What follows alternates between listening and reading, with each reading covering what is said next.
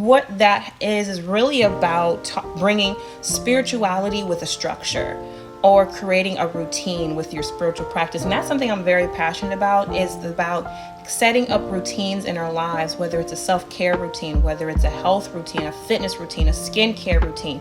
Creating routines in our life is actually where we really create opportunities for the developments that we really want to see and the changes that we want to talk about, not just talk about, but we want to really implement in life. And so it's really about creating structure. One of the I don't want to use the word lessons, but the experiences that has been prevalent in my life, or patterns I can say, is really being in flow with my structures. I'm very used to structure. I share with you guys a lot about my background. I grew up in a very military Southern home, okay? So that was it was a very structured, strict, without a lot of wiggle room. So it's not about being that structured that you don't allow wiggle room or allow spirit to, detour your plans.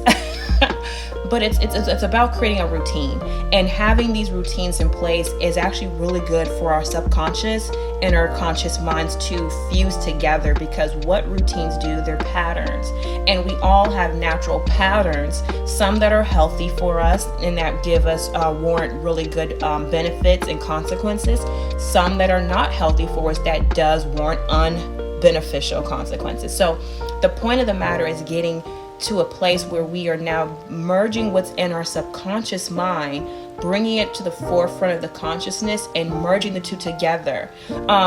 Carl Jung, who is a very known psychologist, who has coined the terms archetypes as it pertains to humanity and how we experience our human experience.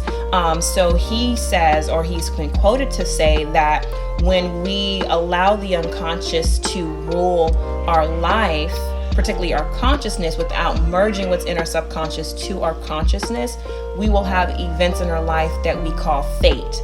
And that is really interesting concept for me, because I've always wanted to understand this concept of fate. Like, well, what is fate? And I think he explained that really well. So for us to not have these unhealthy fated events, right, we want to become aware of our patterns. And this is why we really focus on, or myself, I focus a lot on the mind.